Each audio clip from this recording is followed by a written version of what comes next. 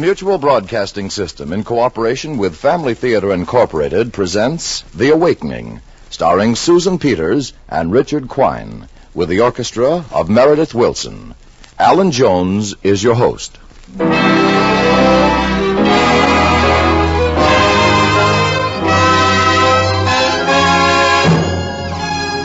More things are wrought by prayer than this world dreams of.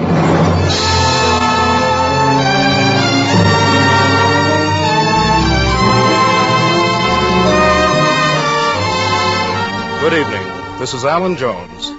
I guess I don't have to tell all you who listen to us every Thursday night what a wonderful, important thing a family is. You know. And you know, too, that the purpose of this family theater is to remind you that prayer, yes, prayer, family prayer, can do more than you can dream of to keep your family a wonderful thing. A happy family that knows they can win by sticking together. And when it comes to the importance of a family, to our country and to us as individuals, I'd like to point out that this particular week is being observed as National Family Week, a week that belongs to us all. So, if you haven't been doing things together as a family, working together, playing together, praying together, now is a good time to start. Start tonight by praying together. Start right now by listening together to your theater, the Family Theater, as we bring you tonight's play.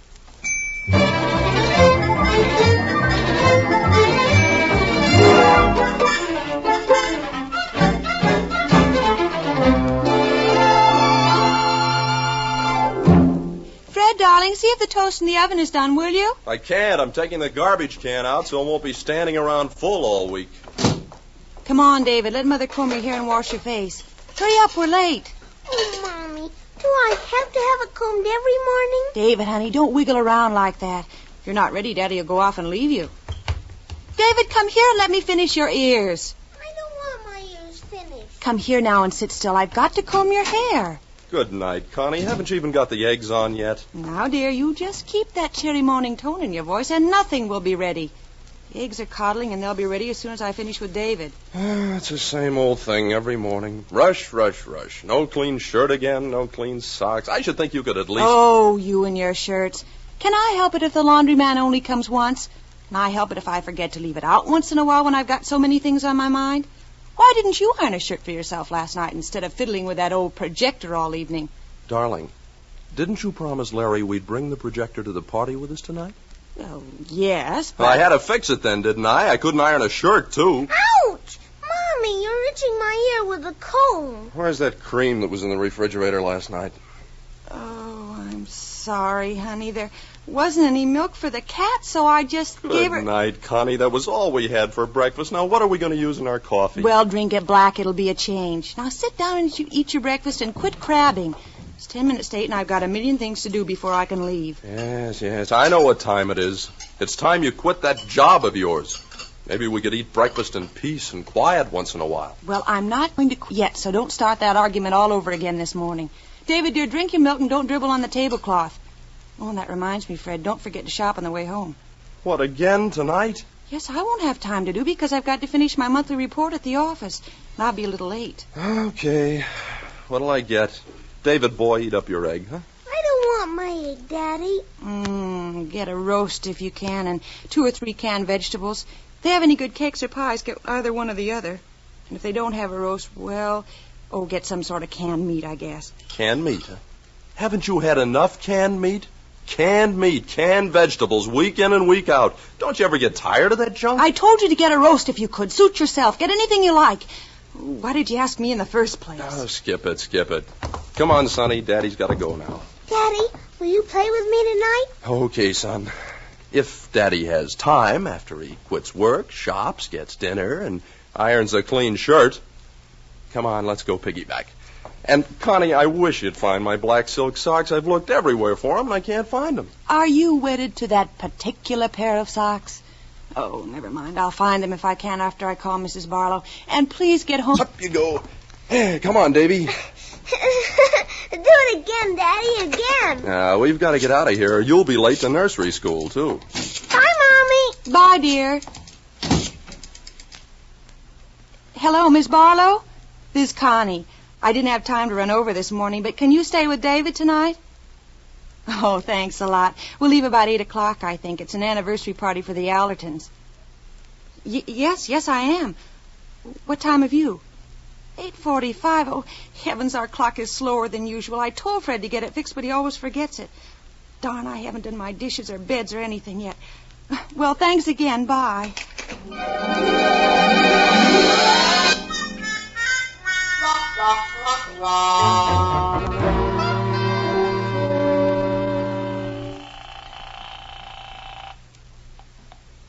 Hello? Fred, listen, dear, this report is the peskiest thing I ever typed.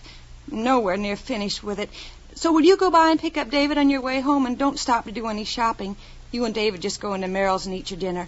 I'll get them all at the drugstore on my way to the bus. Well, can't you type the report tomorrow, Connie? Well, you know how Mr. Mack is. It's got to be in the mail tonight or we'll be hearing from the home office. Well, tell Mr. Mack you have an engagement. Please don't argue, Fred. You're only delaying me. I'll get home as fast as I can. Bye.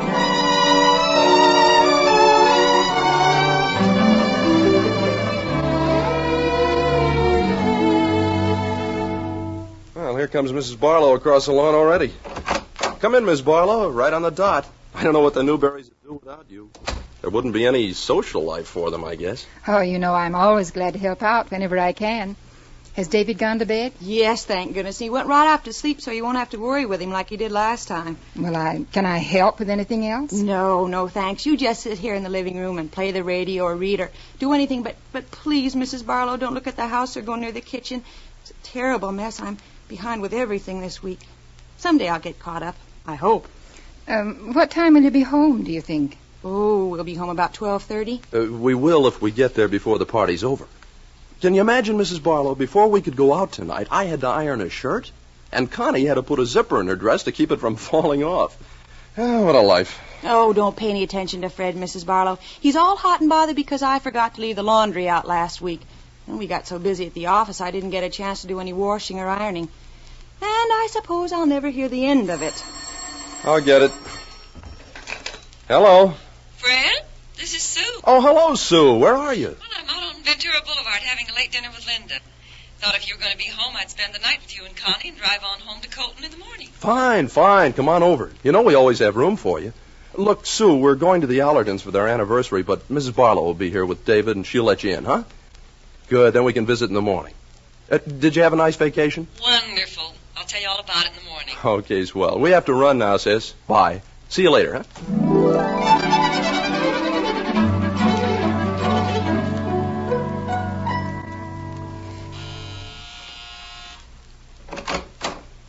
Oh, good evening. Good evening. Well, you're Mr. Newberry's sister Sue, aren't you? Mm-hmm.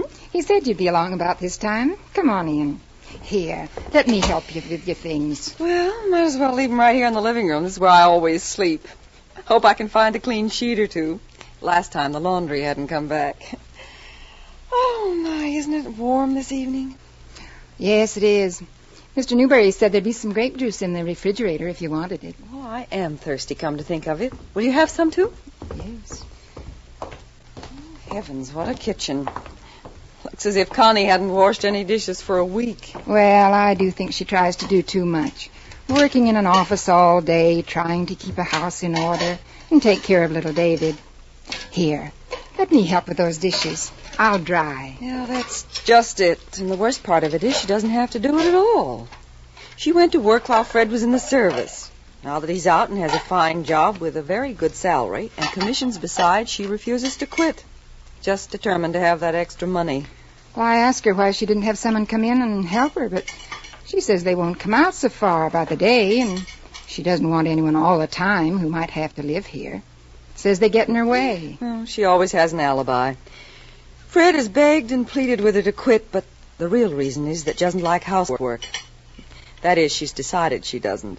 And when she once makes up her mind to anything, she's harder to budge than a boulder in a mountain. Well, it's awfully hard to try to run a home and be out of it all day.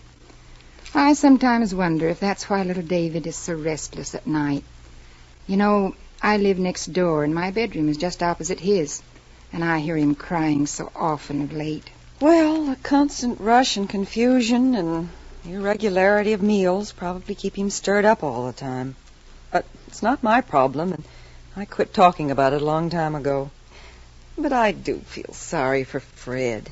He's such a home man. Loves to work in the garden. Oh, he had such plans when they bought this. Well, where in the Sam Hill is the place, anyway? Pardon me, sir. Could you tell me where 1717 Lansing Drive is? Let me see. Lansing Drive. Yeah, 1717.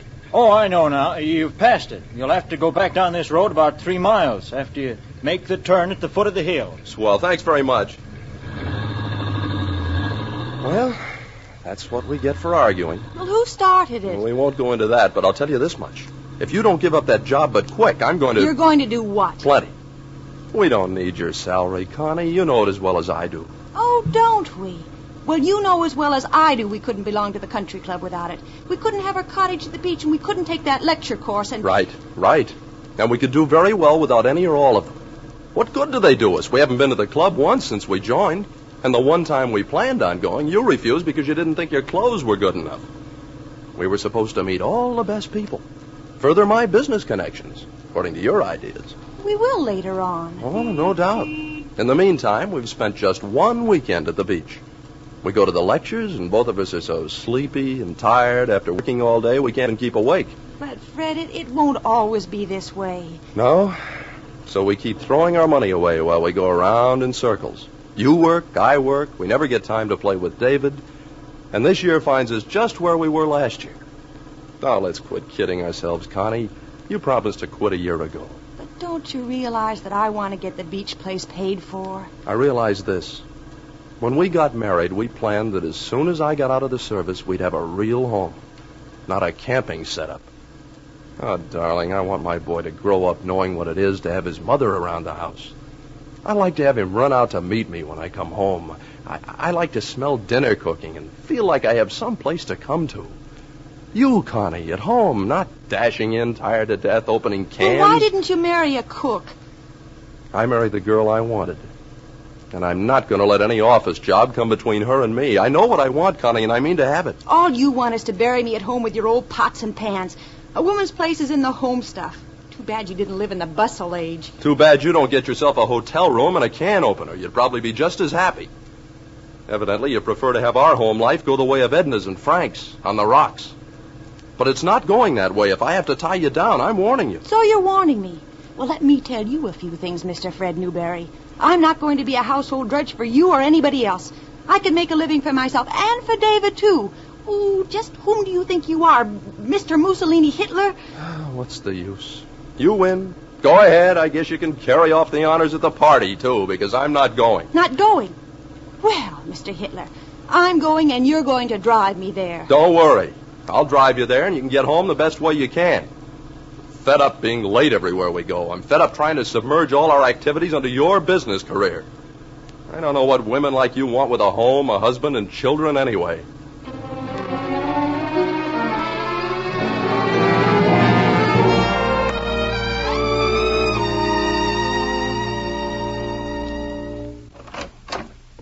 Fred, what are you doing home so soon? Is the party over?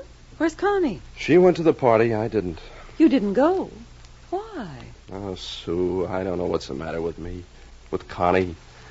I was so angry with her tonight I could have boarded a freighter for the Solomon Islands and never come back. Fred, what in the world's happened? Oh, nothing at all. It's the same old story. That job of hers. It's wrecking everything. Oh, you're just tired. I'll say I'm tired. I feel like a bird with no feet. No place to light. Sue, is it so wrong for a man to expect his wife to keep a simple home? All we do is sleep here. Half the time we don't even eat our meals at home. No order, no system, just a couple of jumping jacks with no head, no socks, no shirts, Well, you're a grown man. Can't you take care of your own socks and shirts? Sure I can. Live alone. It's not that, Sue. It's just that no home can be normal without somebody giving some thought and time to making it that way. That's a wife's job. It's my job to make the living, and I'm making a pretty darn good one. Well, you happen to marry a girl who's not domestic. She can't help that. She likes office work. She's just not the domestic type. Domestic type, my eye. She's just stubborn. She wants that extra money to keep up with the Joneses. I made the mistake of telling her so tonight. We argued like a couple of wildcats. Oh, something's happening to us, Sue. We're always arguing. She's working too hard down there, and she won't admit it. Well, I think you should have taken things into your own hands long ago. It's time little Connie learned a thing or two about her responsibility to her home. Something's got to be done. Well, I've tried every way I know. I suppose being patient for 10 years or so had enabled her to come to her conclusion in her own way when we both quit caring one way or the other. Nonsense.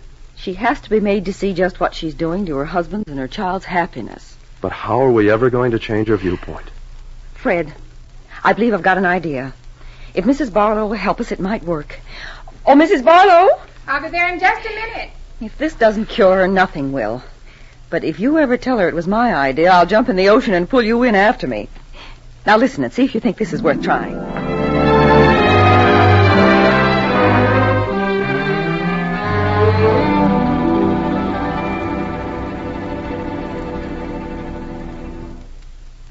Good night. Thanks for bringing me home. I'll call you tomorrow, Dorothy. Good night. Oh, Sue, did we wake you up? I forgot you'd be sleeping in here. No. Oh, I haven't been asleep. Got interested in this book and I just couldn't put it down. What time is it anyway? Oh, it's just 1 o'clock. Has Miss Barlow gone home? Yes, I told her to go early. No need to keep her here when I was going to be here all night. Where's Fred? Fred? Didn't he come home? Isn't he here? Wasn't he at the party with you? No.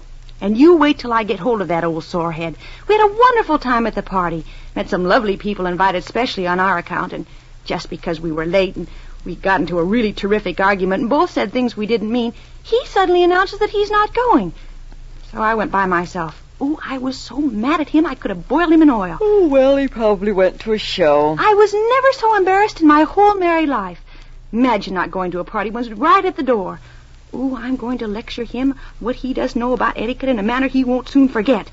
Everybody wanting to know where he was, and I having to make up all kinds of excuses that sounded reasonable. Oh, just wait till he comes home.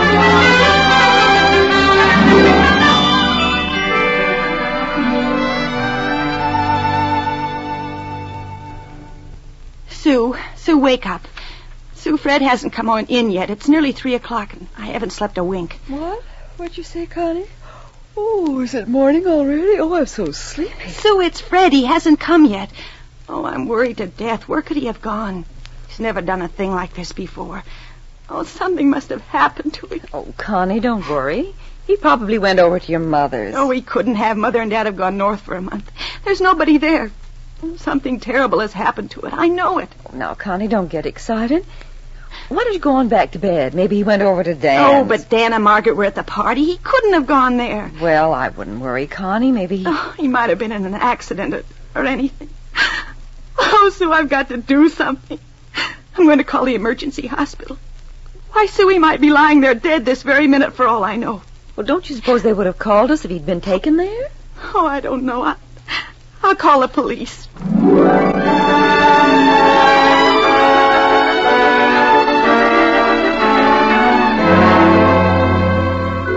Emergency hospital. No such accident reported, madam. No Fred Newberry reported yet, lady. YMCA. No one registered by that name, madam. Elks Club. No one by that name on the register, ma'am.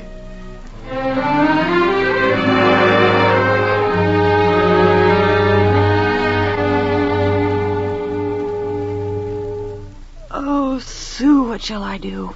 Where can he be? Oh, if only we hadn't quarreled. I'll never say another cross word to him as long as I live. Oh, Sue. Connie, you mustn't get so upset. I know he's all right. How do you know it? Look at the people who were killed in automobile accidents every day. The road out to Larry's is an awfully bad winding road. We might have gone over to the other side and down the hill. Maybe he's lying there right now. Oh, Connie, stop imagining things. He's liable to walk in any minute. Oh, no, he wouldn't stay out like this and worry me. You know he wouldn't. Not my Fred. Oh, Sue, do you think he might have gone down to the beach cottage? Oh, I don't think he'd do that, Connie. 20 miles? Well, maybe he thought he'd just ride down there and cool off. He was so angry with me. Oh, because of that old job that I can't pry myself loose from. Oh, Sue, will you let me have your car? I've got to drive down and see if he's there. I can't stand not knowing where he is. Or will you go with me? But what about David? We can't leave him here alone. Well, we could wake up Mrs. Barlow and ask her if we can't leave him over there until morning. Oh, no. I think it'd be better if she came over here so we wouldn't have to wake him up. I'll run over there right now. You get dressed and try to relax. Oh, Fred, Mrs. Barlow, I think we'd better call the whole thing off. It isn't happening the way we planned at all. Connie's just about crazy with fear and worry about what's happened to you, Fred. I can hardly stand not to tell her that you're right here and have been all the time. What happened, Sue? What did she say? We saw the lights go on a little while ago, and we expected you sooner. Oh, she was planning to give you a good lecture when you did get home. After she went to bed, though, she couldn't sleep because she began to worry. Then she woke me up. She's called up the police, the emergency hospital, and half a dozen other places, and now she's determined to drive to the beach to see if you went down there. Oh, I wonder if we ought not to tell her. I think we should. Well, I don't. I'm desperate. It's a few tears now against what could mean our future happiness. And I'm willing to take my chances on getting her cured once and for all. Oh, but Fred, that long drive at this time of night? Well, I'll trail your car a couple of minutes behind you all the way. We've stayed up this late, Mrs. Barlow. Can you help us out for the rest of the night? Why, of course. I'll just go over to your house and stay until you get back. Well, I'm afraid Connie might actually make herself ill. You've no idea the way she's carrying on. Oh, I don't want anything serious to happen either, Sue, but half the troubles of married couples today are just like ours. And for once, I'm going to use my head. Well, all right, but remember, I didn't bargain for anything like this.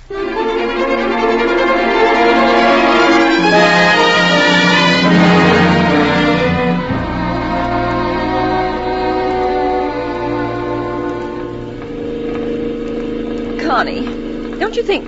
Well, that is... Hadn't you better let me drive? I'm not too tired. You're going too fast. Please slow up, will you? You frighten me. Oh, I didn't realize. I'll go slower. I hardly know what I'm doing. If he isn't there, I'll never forgive myself.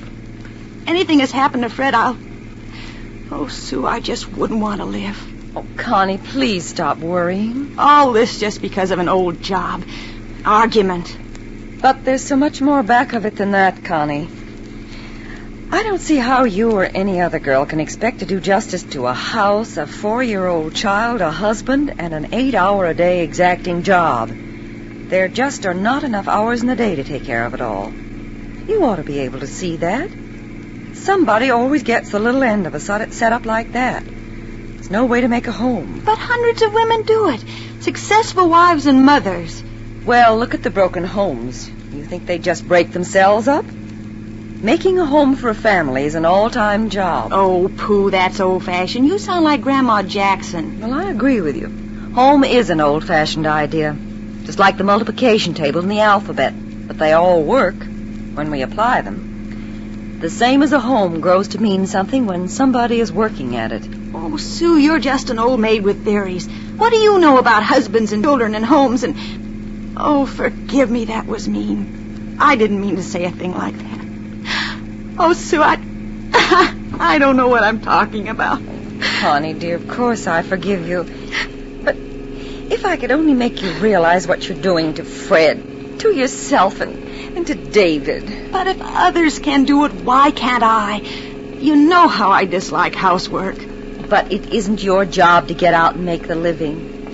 Your job, the one you took on when you got married, is to make the home. It's the whole basic idea of marriage itself, whether you like it or not. Otherwise, it becomes just a box of April Fool's candy. Sweet in a bitter sort of way. Connie, you're not even listening. I was just thinking of Fred. If he's not down at the cottage. Connie, slow down. For heaven's sake, you're up to 60 again.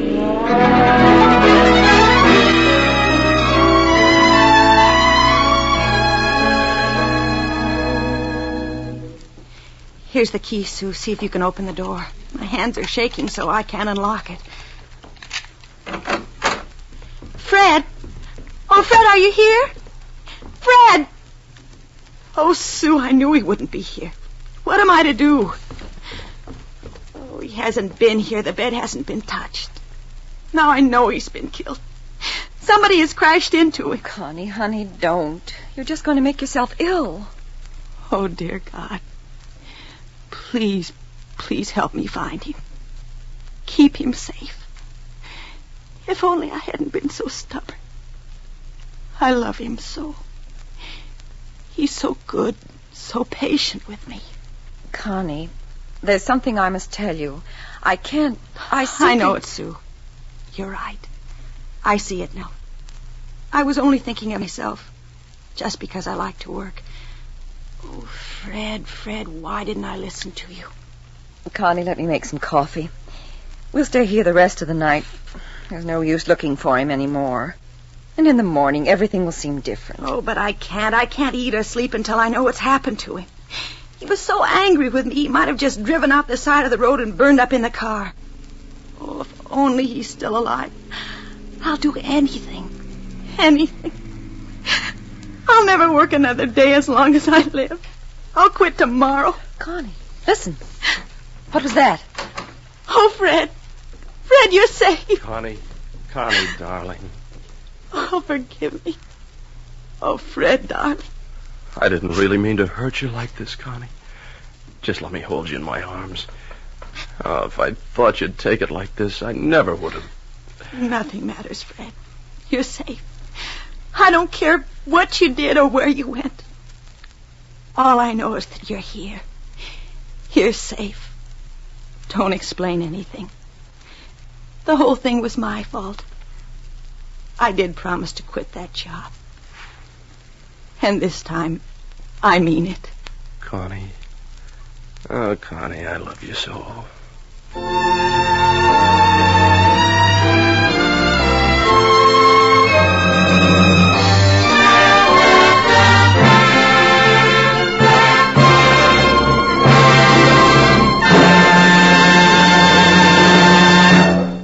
This is Alan Jones again.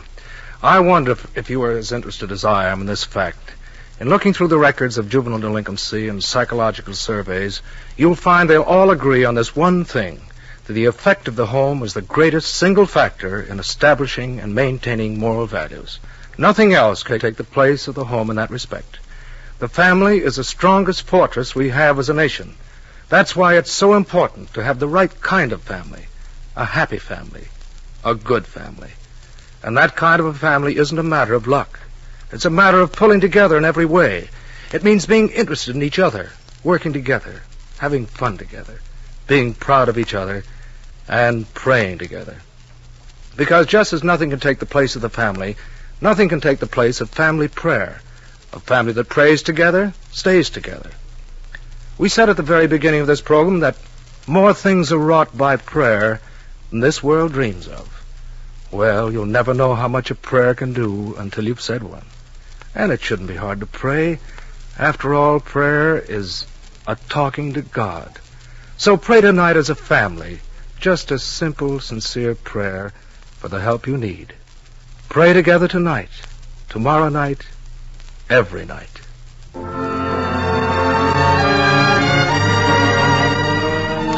Before saying goodnight, I'd like to thank Susan Peters for her performance as Connie and Richard Quine for his portrayal of Fred. And a special word of thanks also to Mary Cox for writing tonight's play, to Mel Williamson for his direction, and to Max Terr for his music. Others who appeared in our play tonight were Henry Blair, Hein Tedrow, Lila Webb, and Don Doolittle. Next week, our Family Theater stars will be Nelson Eddy as host and Gregory Peck in Lonely Road. Good night, and God bless you.